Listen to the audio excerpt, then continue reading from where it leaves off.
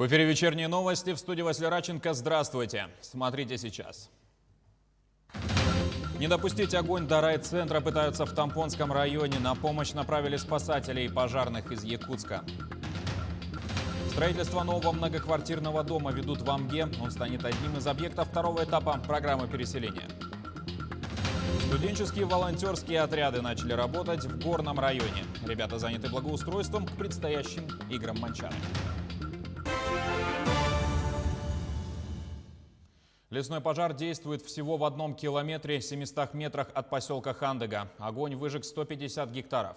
Чтобы предотвратить угрозу райцентру Тампонского района, из Якутска направили группу пожарных и спасателей регионального управления МЧС России в составе 20 человек со специальным оборудованием. Из-за пожаров временно без электричества остались жители 4 сел. Это Кыскил, Ударник, Крест-Хальджа и Талон. Из-за густого дыма специалисты не могут добраться до линии электропередач. Также в поселке Хандыга объявлена мобилизация местного населения. Возможна и дальнейшая эвакуация. Между тем, в Нюрбинском районе Якутии действуют 3 очага на площади более 1000 гектаров. В Нюрбачанском наслеге задействовали более 100 человек и 10 единиц техники. Ведется окарауливание по кромке. В Тюмюкском наслеге провели работы по обустройству минерализованных полос и разрывов.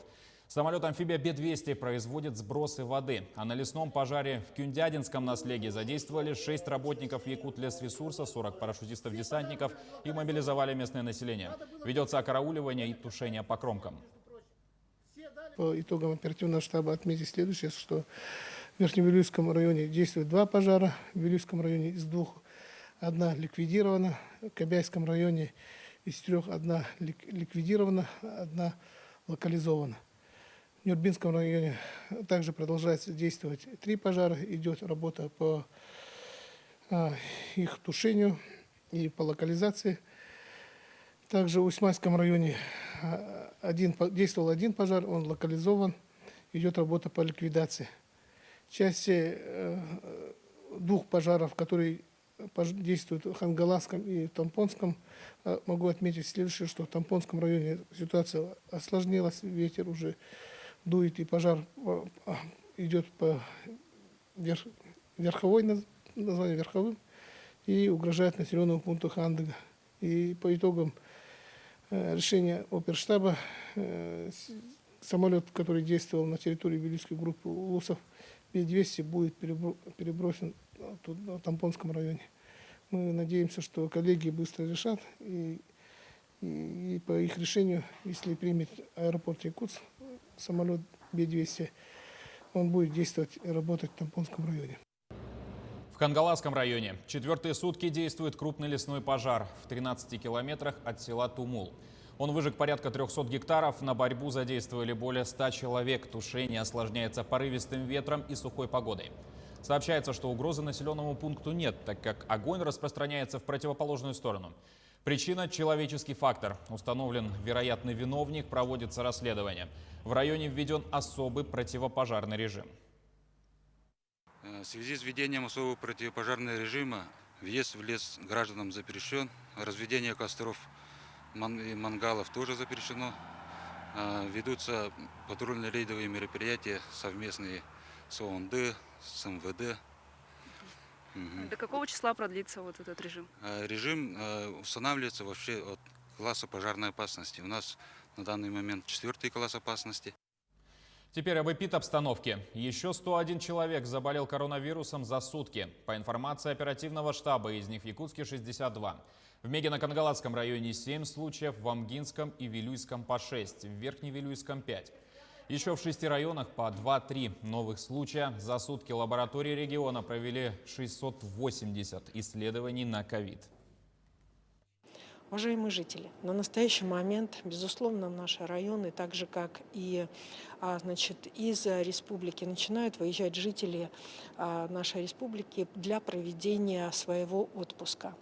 У нас сегодня ряд санаториев, профилакториев, а также мест отдыхов на территории Российской Федерации в качестве условия выдвигают условия обязательного вакцинирования граждан. Я напоминаю, что в республике продолжается массовая вакцинация граждан республики. Во всех поликлиниках республики эту вакцинацию можно пройти. К другим новостям. Ученые оживили несколько червей-коловраток, которые более 24 тысяч лет назад оказались в вечной мерзлоте на востоке Якутии. Тем самым реализовали давнюю мечту писателей-фантастов. Открыли свидетельство того, что многоклеточное существо можно заморозить и хранить на протяжении многих тысяч лет, а затем вернуть его к жизни. Коловратки – одни из самых примитивных многоклеточных. Они могут переносить продолжительные и резкие засухи. При недостатке воды быстро выводят все ее остатки из своих клеток и вырабатывают вещества, с помощью которых можно пережить подобную форму анабиоза и вернуться к жизни после того, как засуха закончится. Возвращаясь к теме пожаров, защиту объектов газового хозяйства усилили в пожароопасные дни. Специалисты ведут работу на магистральных сетях. По информации Сахатранснефтегаза, специальная техника и противопожарное оборудование находятся в готовности на случай возникновения пожара. Определен состав аварийных бригад. Проведены инструктажи с работниками, проверили наличие и исправность пожарного оборудования и инвентаря. Также организовано дежурство на газораспределительных станциях в лесах. Кроме того, участки вокруг объектов очищают от сухой травы, кустарников, валежника и мусора. Все объекты отделены от леса минерализованной полосой. Строительство нового многоквартирного дома ведут в Амге. Он станет одним из объектов программы переселения из аварийного фонда на 2019-2025 годы. На первом этапе в Амгинском Наслеге жители 14 домов переехали в новые квартиры, а в этом году в центре села строится 56-квартирный жилой дом. Также в 2021 введены 2 МКД по программе переселения. Сейчас в данную пятилетку по переселению вошли те объекты, которые были признаны таковыми до января 2017 года. То есть после января 2017 года у нас еще очень много аварийных домов. Сейчас на сегодняшний день буквально изо дня в день увеличивается. Конечно, мы хотим, чтобы данная программа продолжала действовать, да? То после этого, после 2017 года, которые дома у нас признаны, получат возможность к переселению, так же как данные дома. Тем временем в Алекминском районе строят 2 объекта по нацпроекту «Демография». Один из них – это корпус для психоневрологического диспансера на 200 мест. На каком этапе находятся работы, знает Елена Фаст. Быстрые темпы набирает строительство в местности Селиваново. Новый корпус для психоневрологического интерната. Менее чем за месяц поднялись стены всех 3 корпусов. Завершается работа по нулевым циклам на 2 блоках. Параллельно идет работа по межэтажным перекрытиям. Здесь работает, не считая механизаторов, 86 человек, не считая ТР. И механизаторов 10 человек. До конца самого такого напряженного периода. Да. Еще, я надеюсь, наверное, в июле месяце еще люди доедут. Я имею в виду сварщики, сантехники.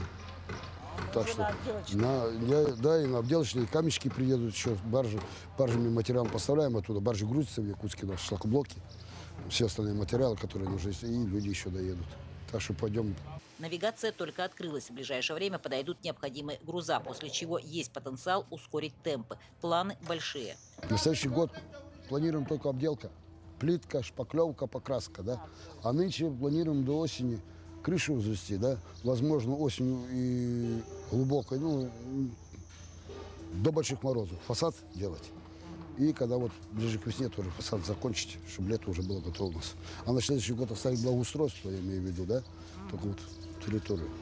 Строительство объектов на постоянном контроле. Есть взаимодействие с администрацией района, которая готова оказать содействие по ряду вопросов. Еженедельно осуществляем выезд, осмотр по ходу строительства объектов, и ежедневную работу с подрядчиком и начальниками участков, которые здесь находятся на местах, для выявления возможных проблемных причин и совместного решения этих вопросов.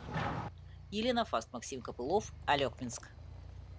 Студенческие волонтерские отряды начали работать в горном районе. Так, в селах Магарас и Бердигистях 40 ребят займутся благоустройством к предстоящим играм Анчары.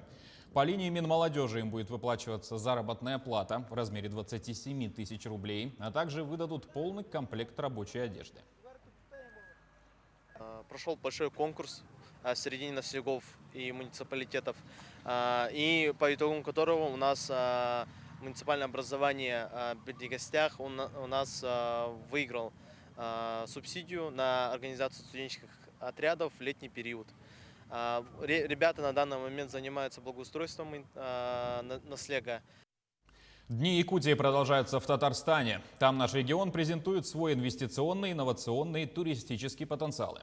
Особое место занимают товаропроизводители. На стендах «Сделано в Якутии». Сейчас на месте событий работает наш СОПКОР Айсена Бурнашова. Она на прямой связи со студией.